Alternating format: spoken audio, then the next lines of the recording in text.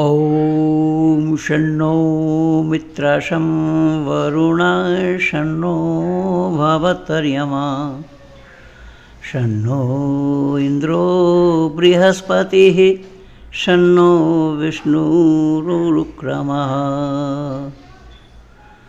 धर्म प्रेमी सज्जनों, विशेषकर आज संपूर्ण भारतवासियों के लिए मैं एक अहम सूचना देने जा रहा हूँ, जो कि अभी अभी मैंने अपने फेसबुक पेज में भी लिख करके दिया है।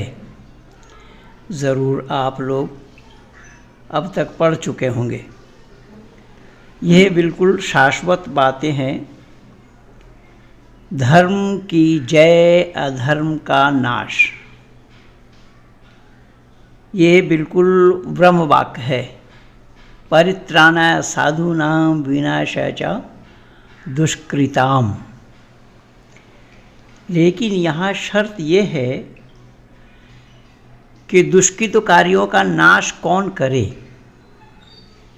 दुष्कृतकारियों का नाश अगर हम केवल कहेंगे कि परित्राणाय साधूनां विनाशाय च दुष्कृताम, ये कहने की बात नहीं है, ये करने की बात है।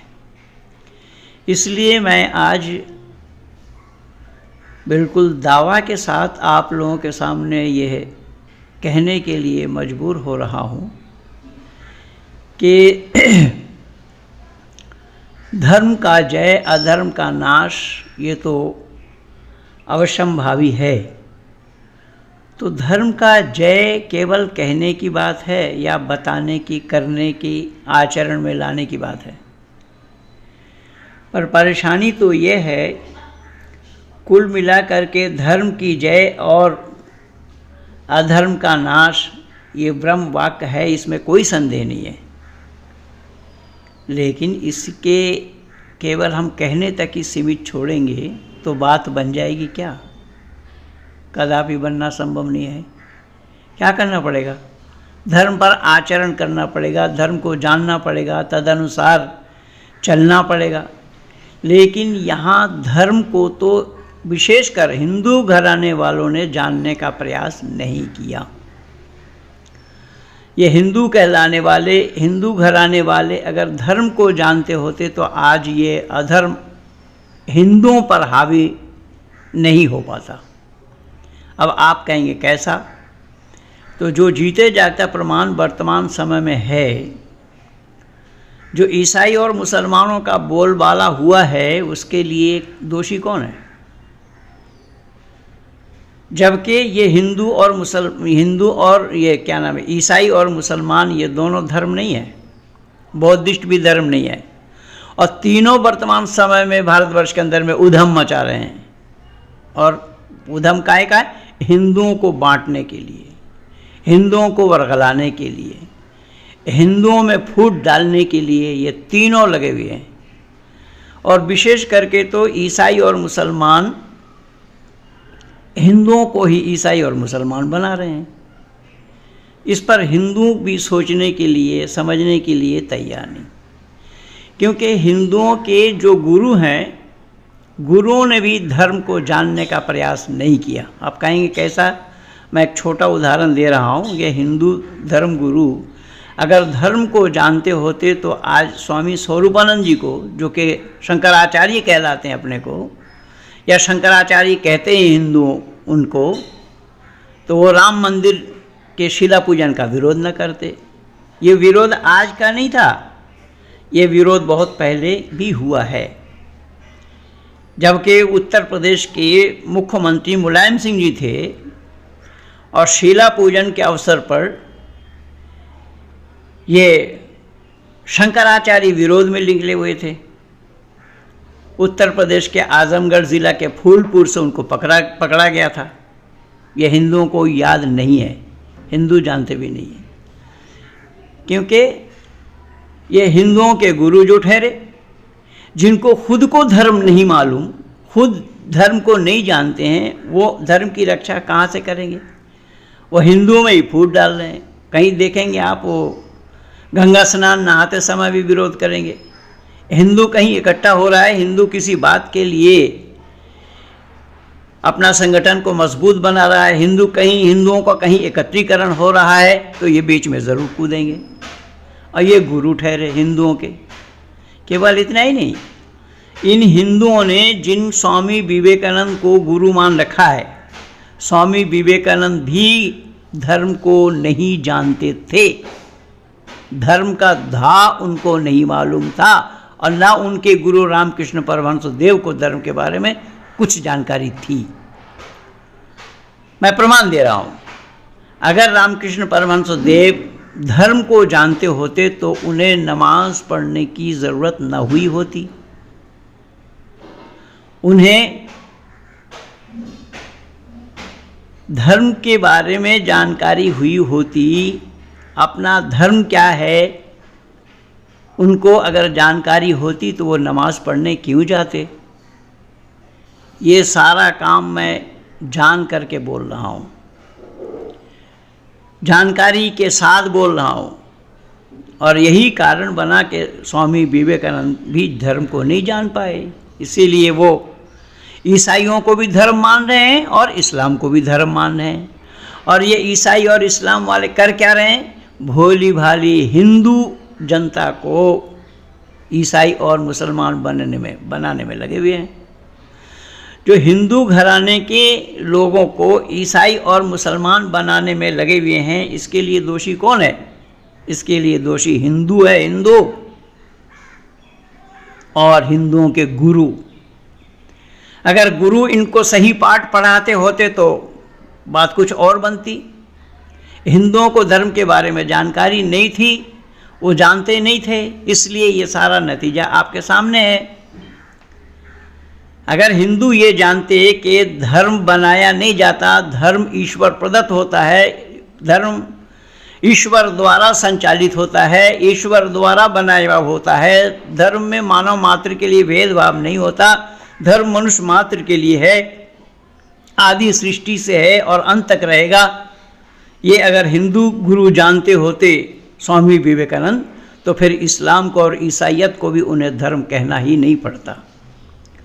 और यही जो नतीजा हुआ है, जो आज हमारे सामने में है, हम देख रहे हैं, देख करके भी हिंदू समझने के लिए तैयारी नहीं है इसको। जिनको इस्लाम और ईसाइयत को धर्म कहा गया है, और आज वही ईसाई मिशनरी जगह जगह संपूर्ण भारत भर में अपना जाल बिछाकर हिंदुओं को ईसाई बनाने में लगे। ये हिंदू धर्म गुरु अगर ईसाई को धर्म ना कहते होते, ना मानते होते, तो कम से कम हिंदुओं को तो ये जानकारी हो जाती कि ये धर्म नहीं है। पर गुरुओं को नहीं मालूम तो हिंदू कहाँ से जानेंगे। और यही नतीजा हुआ कि हिंदू केवल इतना ही नहीं, हिंदू घराने के बेटा और बेटी इस्लाम को स्वीकार कर रहे हैं, मुसलमान बनाया जा रहा है उनको, और रोज़ाना ये पढ़ने में आता है। कल मेरे पास मेरे एक मित्र ने भेजा कि फला जगह एक हिंदू लड़की मुसलमान से शादी की, मुसलमान बन करके शादी किया, और वो तो इस्लाम में ज़रूरी है, इस्लाम कबूल किए बिना वो शादी करेंगे नहीं। 3 महीना भी नहीं हुआ, उसको आग में जलना पड़ा, वो हॉस्पिटल में भर्ती है। कौन दोषी है इसके लिए? अब हिंदू संगठन उसमें कूद रहे हैं कि वो मुसलमान, उसने ये काम किया, उसको जलाया। और जब ये लड़की छुट्टा घूम रही थी उस समय हिंदू संगठन कहाँ सो रहे थे? हिंदू घराने की लड़की मुसलमानों में जो गई है उसके लिए घर वाले दोषी नहीं है। इसका कारण क्या? इसका कारण यही है कि धर्म को ये जानते नहीं है। हिंदू धर्म को जानता होता तो ये सब काम ना होता। अब हिंदुओं को आज तक ये अकल ही नहीं है कि हिंदू घराने की लड़की जो मुसलमान में, ईसाइयों में जाएगी, उनके कोख से जितने भी संतानें आएंगे वो हिंदुओं के दुश्मन नहीं, राष्ट्र के दुश्मन बनेंगे। और संपूर्ण विश्व के आंगन में एक भयावह स्थिति आप देख ही रहे हैं। और ईसाइयत जो धर्म नहीं है, इस्लाम जो धर्म नहीं है, मैं इसको अब तक उजागर कर चुका हूँ इन 37 वर्षों में। ये धर्म का धा तक नहीं है यहाँ पर। जो जिस किताब को फॉलो करते हैं वो उसी किताब को लेकर के आए, उसी किताब के ऊपर ही डिबेट करेंगे हम। कुरान के मानने वाले कुरान को लेकर के आए, इसलिए मैंने बोला कि कुरान को कलामुल्लाह सिद्ध करके दिखाए। ईसाइयों को बोला कि बाइबल को ईश्वरीय ग्रंथ सिद्ध करके दिखाएं, और ये त्रिपिटक वालों को भी बोल रखा कि ये धर्म है, इसको सिद्ध करके दिखाएं। ये धर्म इनमें से एक भी नहीं है। और बन कौन रहे? हिंदू। यही तो कारण बनाना कि अहमद बुखारी जामा मस्जिद के इमाम, उन्होंने बोला है मुसलमानों से, मुसलमान युवाओं से कि हिंदू लड़कियों को शादी करो मुसलमान बना करके, क्योंकि उनका लड़का भी एक हिंदू लड़की को मुसलमान बना करके शादी किया है। मैं पूछ रहा हूं इसके लिए दोषी कौन है?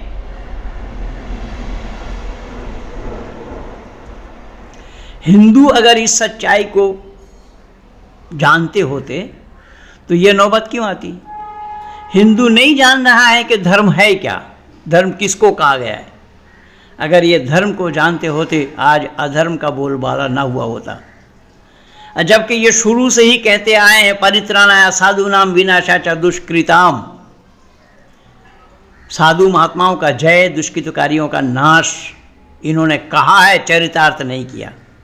जबकि मर्यादा पुरुषोत्तम राम ने चरितार्थ किया इसको, और योगेश्वर कृष्ण ने भी इसको चरितार्थ किया है। लेकिन हिंदू अपने पूर्वजों से सीखा ही नहीं, उनको ईश्वर बना करके दुनी तक की सीमित छोड़े। ये हिंदू आलसी हैं, प्रमादी हैं, हिंदू भाव में बह जाते हैं। हिंदुओं ने सही और गलत का निर्णय आज तक लेना नहीं चाहा, जो आज सारा नतीजा सामने है। पर मेरा कहना यह है कि अगर धर्मात्मा अपने प्रचार प्रसार में वृद्धि करे तो दुरात्मा के प्रचार प्रसार में ऑटोमेटिकली कमी आ जाएगी, और धर्मात्मा अपने प्रचार में कमी लावे तो दुरात्मा हावी होंगे, और यही हुआ है। और इसके लिए सबसे बड़ा दोषी मैं भारतवर्ष के अंदर में आर्य समाज नामी संस्था को मानता हूं, क्योंकि आर्य समाज के जन्मदाता, जबकि आर्य समाज का संगठन किया, संगठन बनाया है उन्होंने, आर्य समाज नाम दिया है, लेकिन आर्य तो आदि सृष्टि से है।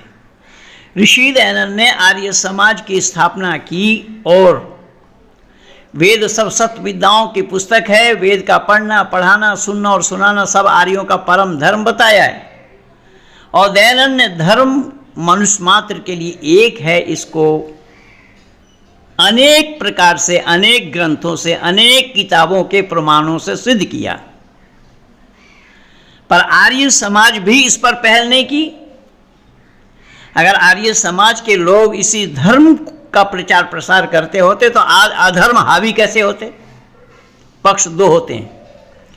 मैं 94 में लिखा था एक लेख, जबकि वो लेख खलील जिब्रान का है। खलील जिब्रान नामी एक अरबी लेखक हुए हैं, जिन्होंने शैतान की कहानी नाम की एक किताब लिखी उन्होंने, और उन्होंने यही बताया, दर्शाया अपनी किताब में कि पक्ष दो होते हैं, एक होता है धर्मात्मा तो दूसरा होता है दुरात्मा। एक बार की घटना है कि धर्मात्मा कहीं जा रहे थे अपने प्रचार के लिए, पैदल का रास्ता था, सड़क चल रहे थे, और सड़क चलते चलते उन्होंने एक आवाज़ सुनी कि उनका नाम लेकर के किसी ने पुकारा कि धर्मात्मा मुझे बचा लो। धर्मात्मा ने पीछे मुड़ करके देखा तो पता लगा कि सड़क के किनारे एक आदमी लहूलुहान अवस्था में पड़ा हुआ है। उसके नज़दीक गए तो देख करके आश्चर्यचकित हुए कि चोर, दस्यु, डाकू, गुंडा होगा, इसको लोगों ने मारना चाहा, ये मरा नहीं। तो वो छोड़कर फिर जाने लगे। पर जो आदमी लहूलुहान अवस्था में पड़ा था उसने बोला, धर्मात्मा मुझे बचा लो, मैं तुम्हारा छोटा भाई हूँ। धर्मात्मा ने कहा कि मेरा कोई भाई नहीं है, तू छोटा भाई बता रहा है, कैसे है भाई तू छोटा भाई? तो उस लहूलुहान अवस्था में पड़ा व्यक्ति ने कहा कि मैं वो सब बाद में बताऊंगा, तुम मुझे पहले बचा लो। धर्मात्मा ने कहा कि नहीं, पहले बताओ तब बचाऊंगा। तो उसने कहा, मैं हूँ शैतान। शैतान शब्द हमारा नहीं है, कुरान और बाइबल का है। हदीस में आया है अश-शैतानु जासिमुन अला क़ल्बि बनी आदम फ़इज़ा ज़करल्लाह खनसा वाज़ गफ़ल वसवसा, कि जब ये बनी आदम अल्लाह की इबादत में मशगूल रहते हैं तो शैतान इससे दूर भागता है, और जब ये बनी आदम इंसान अल्लाह की इबादत से दूर रहता है तो शैतान उस पर हावी हो जाता है। और आज उसी अल्लाह वालों पर शैतान हावी हैं। शैतान हावी न हुए होते तो आज संपूर्ण विश्व के आंगन में ये जो तबाही इस्लाम वालों द्वारा मचाया हुआ है ये न हुआ होता। इससे ये साफ पता लगा कि वो अल्लाह की इबादत से दूर हैं, इसलिए उस पर शैतान हावी है। तो धर्मात्मा शैतान शब्द सुनते ही कह उठे ला हौल वला कुव्वत इल्ला बिल्लाहिल अलीय्यिल अज़ीम, मैं अल्लाह से पनाह मांगता हूँ कि शैतान से मैं बचूँ, शैतान से पनाह मांगता हूँ और ऐसे शैतान को मैं बचाऊँ, ये नहीं हो सकता। वो छोड़कर जाने लगी। फिर उस शैतान ने कहा कि धर्मात्मा मुझे बचा लो, मैं तुम्हारा छोटा भाई हूँ, अगर कहीं मैं मर गया तो तुम भी मर जाओगे। धर्मात्मा ने पूछा कि भाई तेरे मरने से मैं क्यों मरूं? उस शैतान ने कहा कि बस यही तो बात समझने की है जिसको तुम समझ नहीं रहे हो। बोले क्या? बोले तुम ठहरे धर्मात्मा, तुम्हारा काम क्या है? तुम्हारा काम है लोगों को धर्म उपदेश देना, लोगों को यह बताना कि शैतान तुम्हारा खुला दुश्मन है, शैतान के बहकावे में मत आओ, शैतान के अनुगामी मत बनो।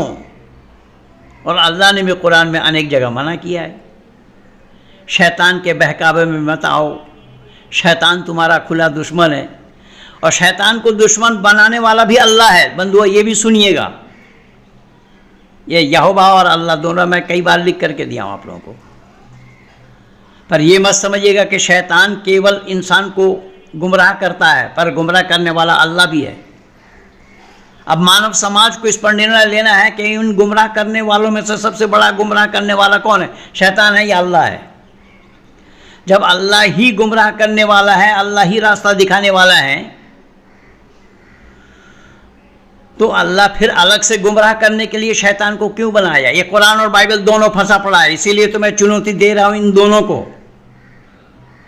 अगर हमारे हिंदू घराने के लोग इस धर्म को जानते होते, धर्म का प्रचार प्रसार करते होते, तो आज ये हावी ना होते इन पर।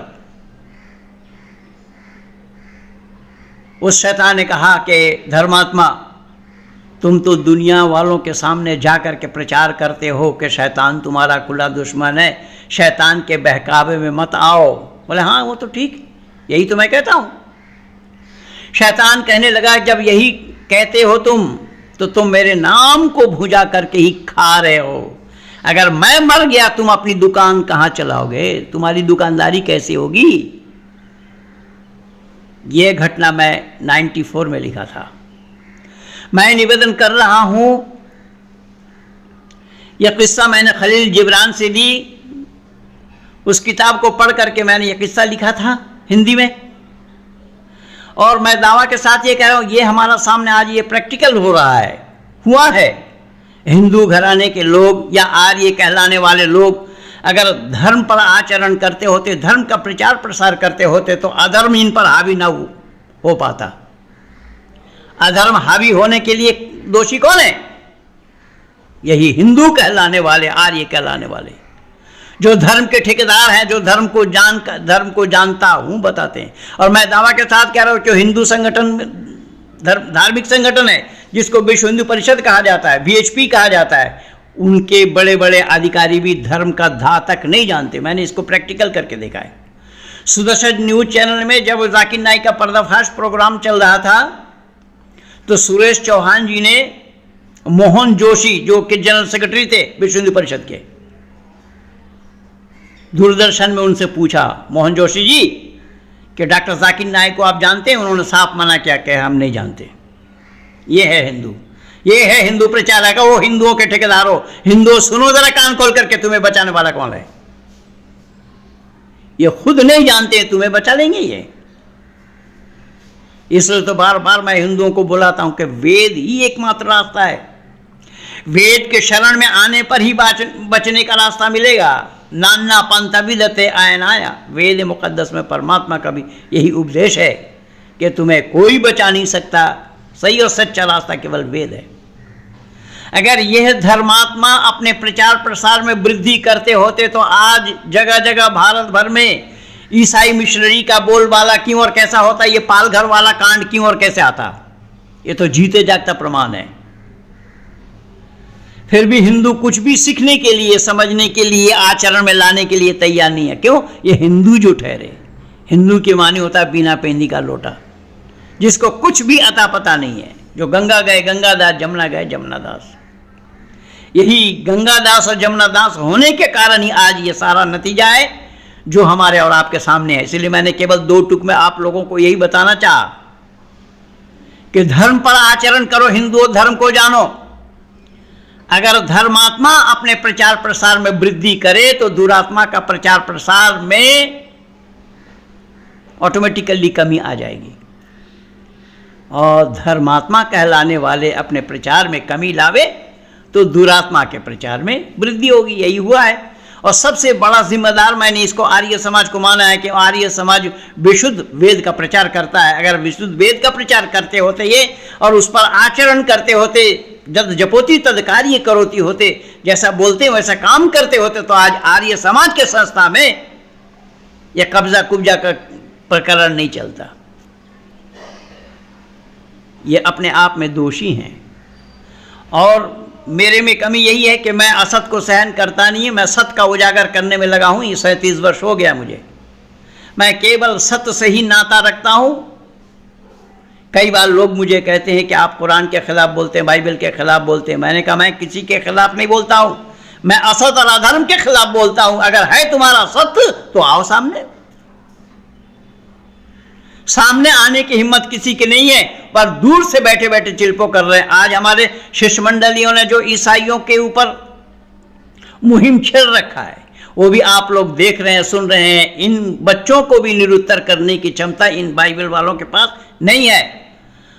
और वो जो राजेश नाम का बंबई का रहने वाला है, उसने मेरे से फोन से संपर्क किया, उसने डिबेट करने के लिए समय दिया। उसने हमें बोला था कि हम 2 मिनट में घुटना टिकवा देंगे, और ये घुटना टिकवाने वाले आज खुद घुटना टेक करके ये हमारे साइट में आकर के अपना वेबसाइट का लिंक डाल रहे हैं। ये इतने बड़े साहसी, इतने बड़े बहादुर हैं। अरे झूठ का पुलिंदा लिए फिर रहे हो। झूठ कहीं सत्य के सामने टिका है क्या? झूठ कभी सत्य के सामने नहीं टिका। इसीलिए तो कल मैं बोला कि कुरान और बाइबल दोनों ईसा मसीह को मानते हैं, और अहमद दीदाद जो कि ईसाइयों से डिबेट किया था, जो डॉक्टर जाकिर नाइक के उस्ताद बताए जाते हैं, हालांकि वो रहने वाले थे जूनागढ़ के, हमारे भारत के ही, साउथ अफ्रीका में जा बसे थे। जो ईसाइयों के साथ उन्होंने डिबेट किया था और वो फन्ने खा बने। मैं चुनौती दे रहा हूँ। उस अहमद दीदाद के ऊपर भी मेरा 2 वीडियो लगा हुआ। फिर आज बोल रहा हूँ, जाकिर नाइक को और अहमद दीदाद को, दोनों को ही बोल रहा हूँ कि ईसा मसीह को तुम पैगंबर मानते हो, और ईसा मसीह को बाइबल वाले ईश्वर का इकलौता बेटा मानते हैं। उसी ईसा मसीह की घटना जो कुरान और बाइबल में लिखा हुआ है, उसी पर ही हम डिबेट करेंगे। उसे एक को लेकर के आओ। अगर धराशायी मैं ना कर दिया तो फिर मेरा नाम मत लेना। इसलिए मैं निवेदन कर रहा हूं कि कपोल कल्पित बातों को ईसा मसीह के साथ जोड़ करके कुरान वालों ने भी रखा है, बाइबल वालों ने भी रखा है, जो मानवता की हत्या हुई है, मानवता पर कुठाराघात हुआ है। क्योंकि जन्मजात शिशु न बोल सका और न बोलना संभव है। जन्मजात शिशु कभी बोलने के लिए उसके अंदर में क्षमता नहीं है, वो सृष्टि नियम विरुद्ध है। और ईसा मसीह के अंदर में मिट्टी का चिड़िया बना करके फूंक मार करके उड़ाते थे।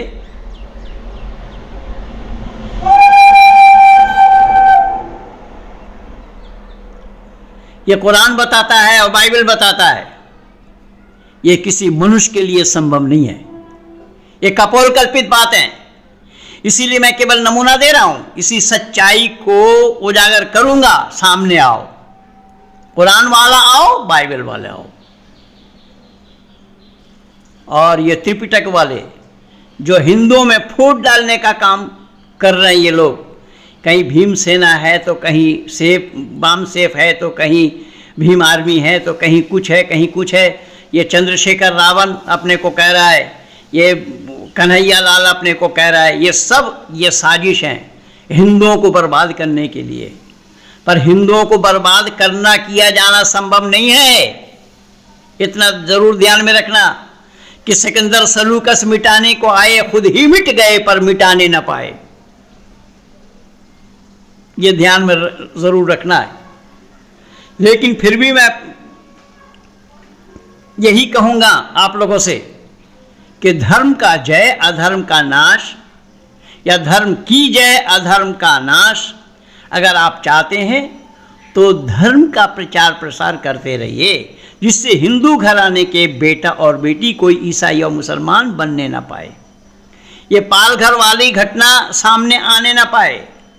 और मैं जितने पादरी और पास्टरों को अब तक वैदिक धर्मी बनाया हूं, उन सब ने स्वीकार किया है कि ये मूल जो ईसाई हैं वो हम भारतीयों के, जो हिंदू से हम ईसाई बने हैं, उनसे भेदभाव रखते हैं,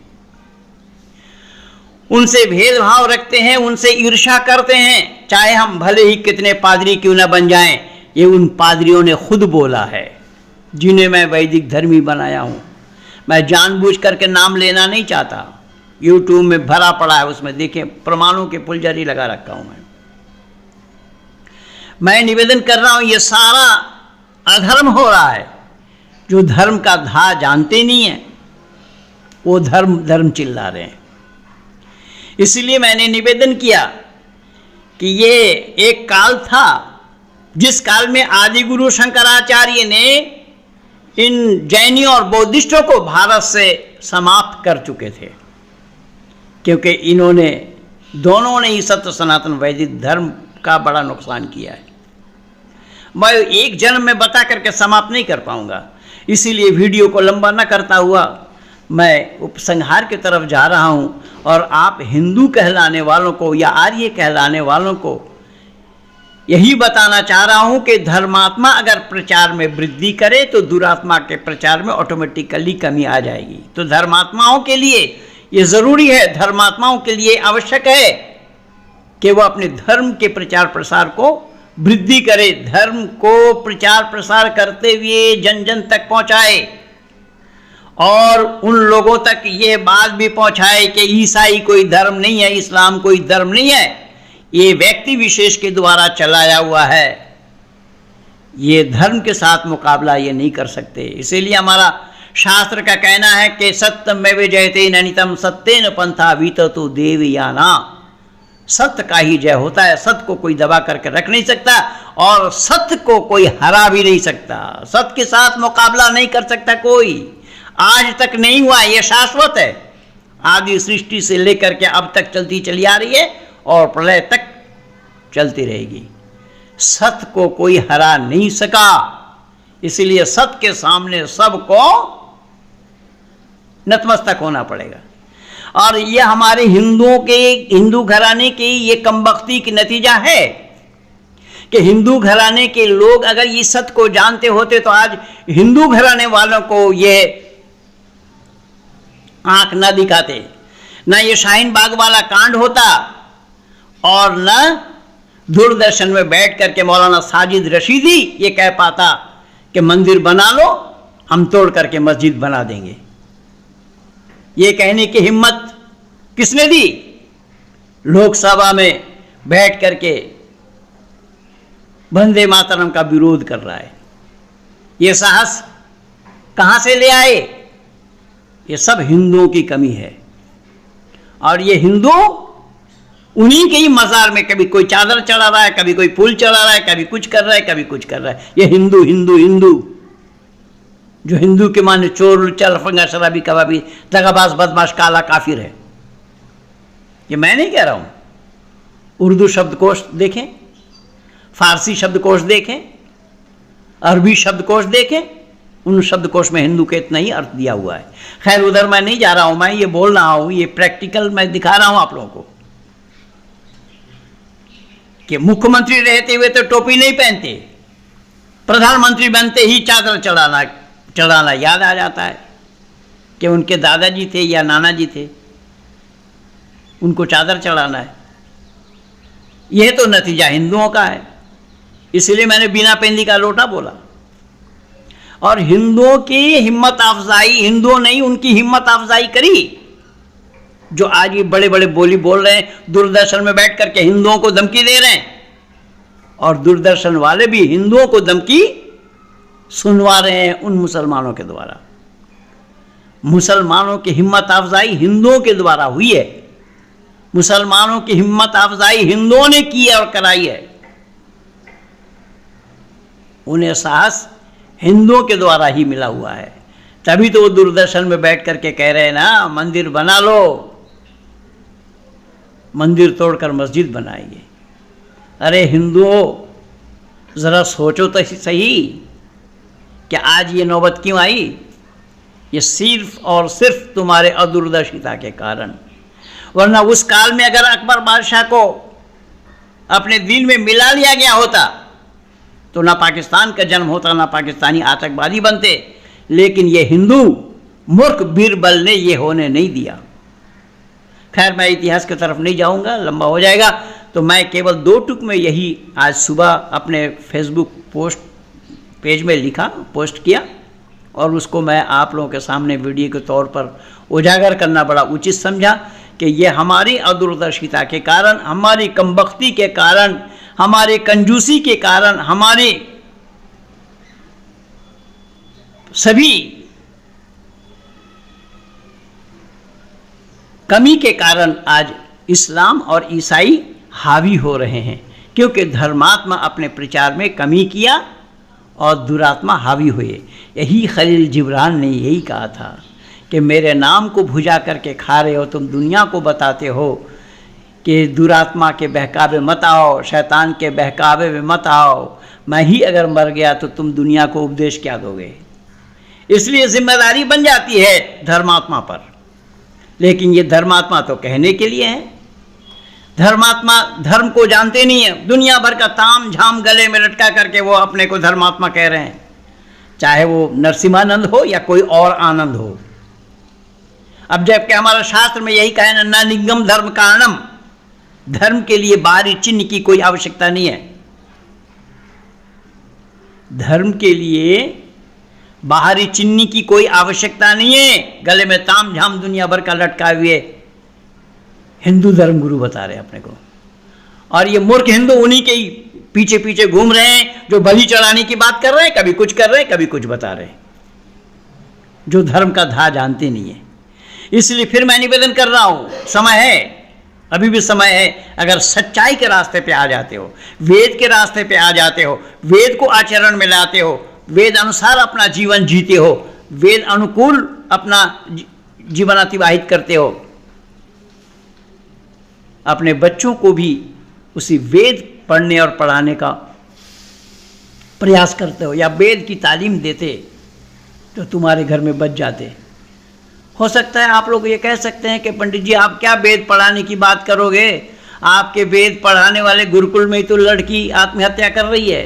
बिल्कुल ठीक कहा आप लोगों ने, क्योंकि ये सब लोग दिखावा है, दिखावा, मुखौटा।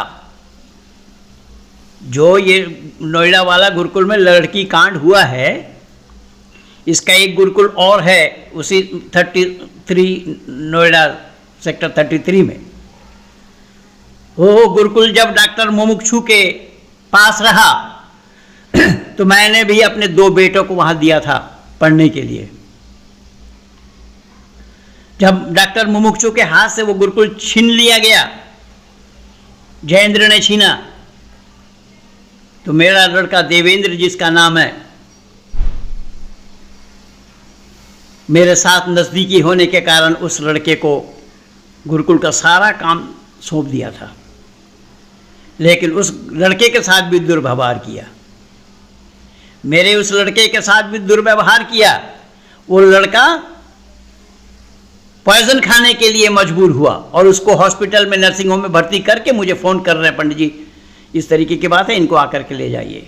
लेकिन मैंने उसको बचा लिया, मैंने उस पर दोष नहीं लगाया, मैंने किसी पर भी दोष नहीं लगाया। मैंने वहाँ लिख करके दिया कि मैं अपने बच्चों को घर वापस ले जा रहा हूँ, दोनों बेटे को मैंने घर वापस लिया है। तो ये है इनका, इसीलिए परमपिता परमात्मा के दिए गए उपदेशों को इन लोगों ने जानने का प्रयास नहीं किया। आज यही खतरा बन गया है आर्य समाज में। आर्य समाज भी चू चू का मुरब्बा है, तभी तो ये गुरुकुल वाला कांड हुआ है। नहीं तो लड़कों को, लड़कियों का गुरुकुल खोलने का क्या मामला है भाई? भारत भर में जितने भी ये पुरुष वर्ग के लोग लड़कियों का गुरुकुल चलाते हैं ना, सब चरित्रहीन है। सबको मैं बहुत नजदीक से देखा, और ये गुरुकुल भी चलाने वाले भी सब वैसे ही हैं। मैं नाम लेना नहीं चाहता, बाउंडर हो जाएगा, और सब मेरे सामने हैं। और मैंने दूसरी शादी की तो इन लोगों को मिर्च लग गया पर उसका कारण क्या बना ये जानने का प्रयास नहीं किया, और मैंने छुपाया भी नहीं। मैंने अपने को नहीं छुपाया, मेरी खुली किताब है, सबके सामने मैं दुनिया वालों के सामने उजागर कर रखा हूं। खैर, तो मैं आप हिंदुओं को विशेष करके ये निवेदन करूंगा, या आर्य कहलाने वाले को विशेष करके निवेदन करूंगा कि सत का धारण असत का वर्जन ये मानवता है। इसलिए सत को धारण कीजिए, असत को परित्याग कीजिए, तभी मानव जीवन सफल बनाना संभव होगा। इस राष्ट्र को बचाना संभव होगा। राष्ट्र को बचाने के लिए वेद के नज़दीक आना पड़ेगा। जो वेद को नहीं जानते हैं वो राष्ट्र को भी नहीं जान पाएंगे, क्योंकि जहाँ परमात्मा है वहीं धर्म है, जहाँ धर्म है वहीं वेद है, जहाँ वेद है वहीं राष्ट्र है। ये चार एक दूसरे के पूरक हैं। इसलिए मैं आप लोगों का समय अधिक न लेता हुआ वाणी को यहीं पर विराम दे रहा हूँ कि आप सब लोग इस वीडियो को सुने, अच्छी लगे तो शेयर कीजिए, लाइक कीजिए, सब्सक्राइब कीजिए, और आइकन बेल दबाना ना भूलें। इन्हीं शब्दों के साथ वाणी को विराम दे रहा हूँ। कहिए भारत माता की जय।